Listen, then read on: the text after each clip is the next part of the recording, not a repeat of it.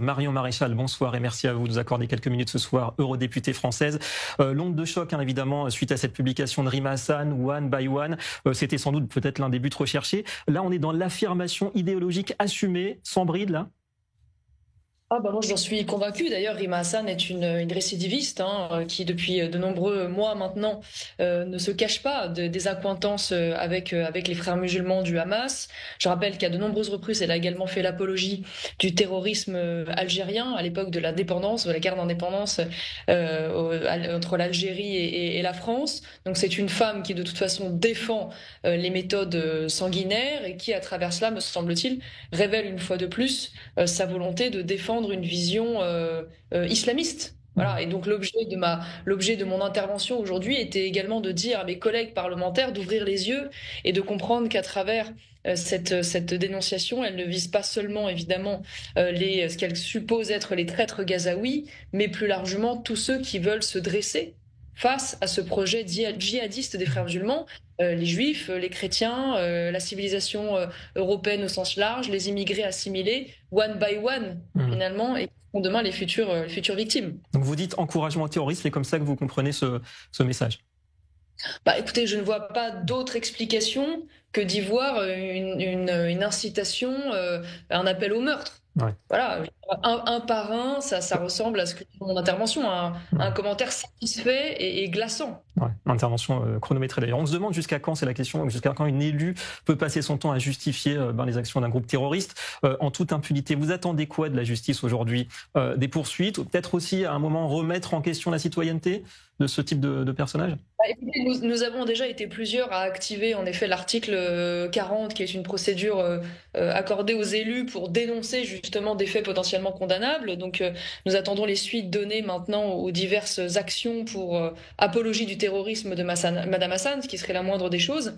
Maintenant, ce qui est vrai, c'est que moi je milite, et je l'ai déjà demandé d'ailleurs, pour que Madame Hassan soit déchue de sa nationalité. Alors ce qui est vrai, c'est que malheureusement, depuis assez peu d'ailleurs, elle est sortie du cadre temporel qui permettrait de la déchoir, ce qui d'ailleurs doit nous inciter en France à élargir ce cadre, parce que nous sommes face typiquement à un cas abusif, objectivement, d'octroi de cette nationalité. Je le rappelle dans mon intervention, les parents de Rima Hassan ont été généreusement accueillis par la France comme réfugiés.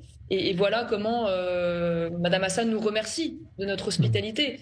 Seulement la discorde et la haine dans notre pays, puisqu'elle souffle régulièrement sur les braises finalement du conflit israélo-palestinien, qui trouve écho en France, comme vous le savez, avec des violences, avec des blocages et avec l'explosion des actes antisémites dans notre pays. Ouais, alors au-delà, Marion Maréchal, du cas Rima Hassan, parce qu'il y a un combat commun aujourd'hui entre Israël et l'Europe face au terrorisme, est-ce que pour vous, la France devrait davantage affirmer son soutien à Israël, au moins dans cette lutte contre le terrorisme?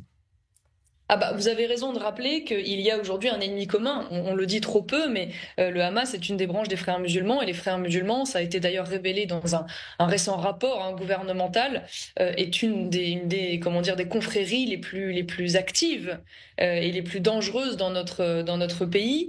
Je suis d'ailleurs moi-même victime d'un véritable djihad judiciaire pour les dénoncer régulièrement. J'ai contribué à faire fermer l'école des frères musulmans qui s'appelait l'IESH en Bourgogne, et j'ai été d'ailleurs dénoncée par l'avocat même de l'IESH comme l'une des grandes actrices. Je suis actuellement en procès contre l'une des écoles à Valence, proche de ces frères musulmans. Je viens de faire condamner un homme à 8 mois de prison qui voulait égorger mes filles, et je mène la bataille également contre d'autres visages des frères musulmans au Parlement européen, comme le Fémiso, qui se déguise sous des associations de jeunesse. C'est très pervers, évidemment, puisque ces frères musulmans, qui ont comme objectif l'instauration d'un califat mondial, ont des méthodes insidieuses. Voilà, ils se dissimulent, ils utilisent les mots laïcité, république, pour mieux mettre la pression finalement sur nos institutions.